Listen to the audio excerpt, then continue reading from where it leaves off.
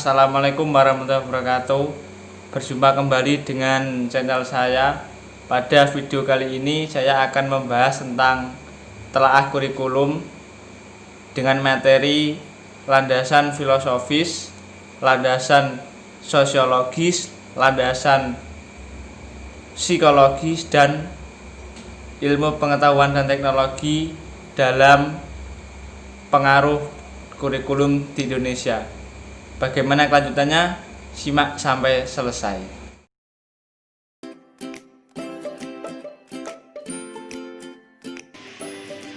Landasan filosofis, psikologis, dan sosiologis kurikulum pendidikan.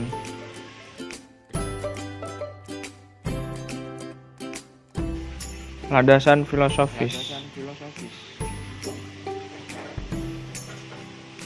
Pengertian landasan. Landasan adalah bantalan atau tempat berpijak atau tempat mulai suatu perbuatan. Pengertian filosofis. Filosofis adalah sesuatu yang dilakukan berdasarkan ilmu filsafat. Sedangkan arti ilmu filsafat adalah ilmu yang mencari sebab akibat dari gejala sesuatu yang ada, baik berupa gejala benda atau pemikiran manusia secara mendalam melalui proses berpikir yang panjang yang dilakukan secara logis dan rasional. Landasan filosofis. Landasan filosofis dalam kurikulum adalah landasan yang akan membahas, mengkaji, dan mengidentifikasi landasan filsafat dan implikasinya dalam mengembangkan kurikulum pendidikan.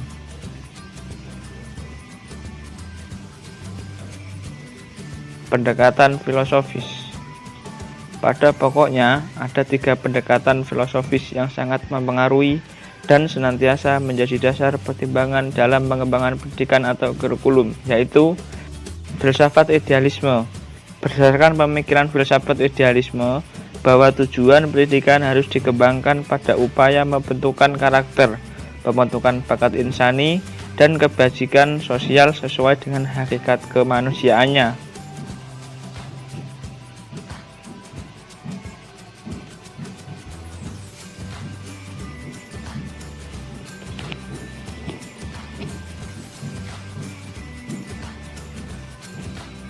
Filsafat realisme. Kurikulum kalau didasarkan pada filsafat realisme harus dikembangkan secara komprehensif, meliputi pengetahuan yang bersifat sains, sosial, maupun muatan nilai-nilai. Isi kurikulum lebih efektif diorganisasikan dalam bentuk mata pelajaran karena memiliki kecenderungan berorientasi pada mata pelajaran. 3. Filsafat pragmatisme. Filsafat pragmatisme memandang bahwa kenyataan tidaklah mungkin dan tidak perlu. Kenyataan yang sebenarnya adalah kenyataan fisik, plural, dan berubah, becoming. Nilai baik dan buruk ditentukan secara eksperimental dalam pengalaman hidup. Jika hasilnya berguna, maka tingkah laku tersebut dipandang baik dan akan dilanjutkan.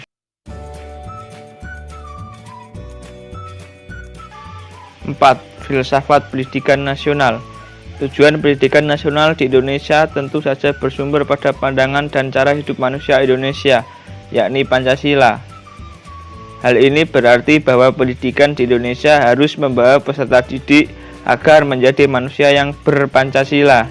Dengan kata lain, landasan dan arah yang ingin diwujudkan oleh pendidikan di Indonesia adalah yang sesuai dengan kandungan falsafah Pancasila itu sendiri.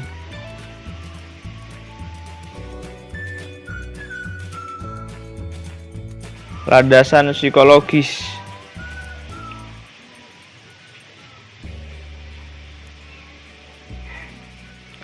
Psikologi adalah ilmu yang mempelajari tingkah laku manusia dalam hubungan dengan lingkungan. Sedangkan kurikulum adalah upaya menentukan program pendidikan untuk merubah perilaku manusia. Landasan psikologi dalam pengembangan kurikulum tiada lain agar upaya pendidikan yang dilakukan dapat menyesuaikan dengan hakikat peserta didik, baik penyesuaian dari segi materi atau bahan yang harus disampaikan, penyesuaian dari segi proses penyampaian atau pembelajarannya, dan penyesuaian dari unsur-unsur upaya pendidikan lainnya. Ada 2 cabang psikologi yang sangat penting diperhatikan di dalam pengembangan kurikulum, yaitu psikologi perkembangan dan psikologi belajar. Psikologi belajar memberikan sumbangan terhadap pengembangan kurikulum, terutama berkenaan dengan bagaimana kurikulum itu diberikan kepada siswa dan bagaimana siswa harus mempelajarinya. Berarti berkenaan dengan strategi pelaksanaan kurikulum.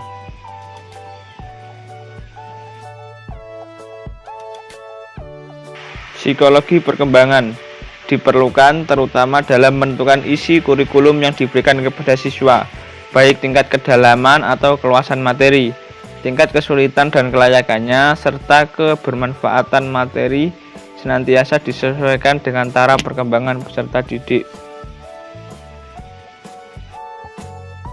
Psikologi atau teori belajar yang berkembang pada dasarnya dapat dikelompokkan ke dalam 3 rumpun, yaitu teori disiplin mental atau teori daya fakulti, teori behaviorisme, dan organismik atau kognitif gestalt field. Pertama, disiplin mental. Menurut teori daya atau disiplin mental, dari kelahirannya, hereditas, anak atau individu telah memiliki potensi-potensi atau daya-daya tertentu, fakultis, yang masing-masing memiliki fungsi tertentu, seperti potensi atau daya mengingat, daya berpikir, daya mencurahkan pendapat, daya mengamati, daya memecahkan masalah, dan daya-daya lainnya. Daya-daya tersebut dapat dilatih agar dapat berfungsi dengan baik.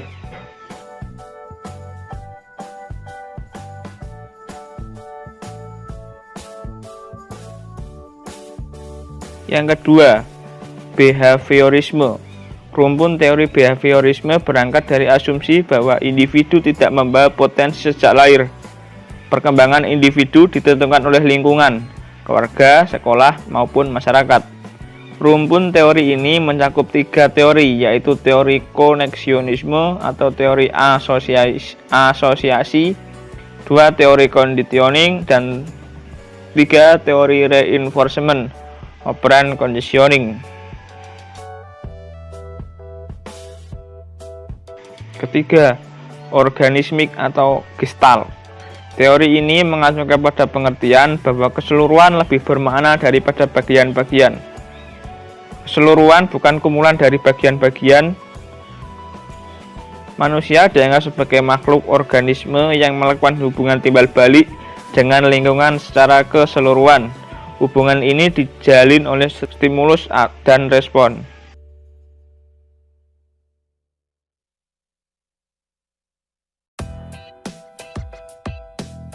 Menurut psikologi belajar, bahwa belajar diklasifikasi sebagai berikut.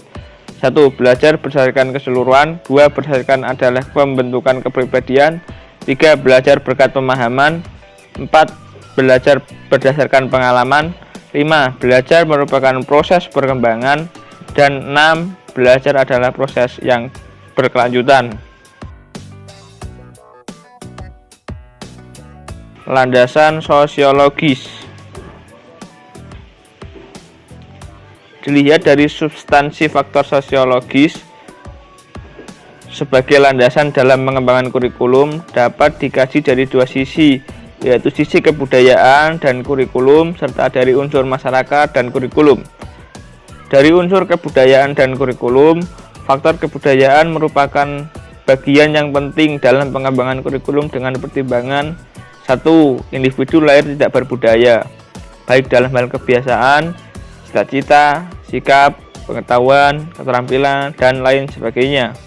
2. Kurikulum dalam setiap masyarakat pada dasarnya merupakan refleksi dari cara orang berpikir, berasa, bercita-cita, atau kebiasaan-kebiasaan. 3. Seluruh nilai yang telah disepakati masyarakat dapat pula disebut kebudayaan. Kebudayaan adalah hasil dari cipta, rasa, dan karsa manusia.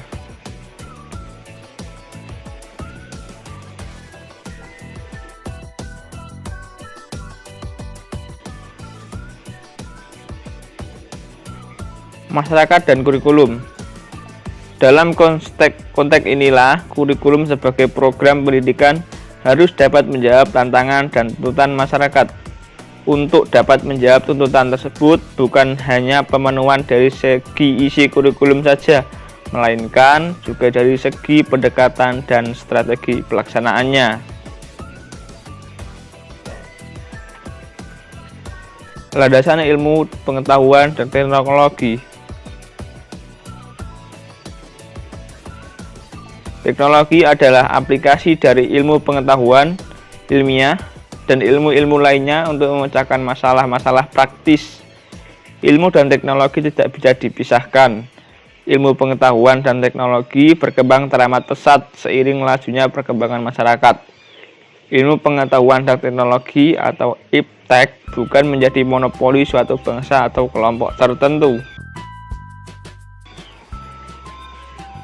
Iptek berkembang sangat pesat. Oleh karena itu, agar kurikulum dapat bertahan kuat, maka pengembangannya harus didasarkan pada ilmu pengetahuan dan teknologi yang kuat pula. Dengan demikian, kurikulum akan mampu menyesuaikan dengan situasi dan kondisi yang berkembang, baik dilihat dari segi perkembangan sosial budaya, maupun perkembangan ilmu pengetahuan dan teknologi.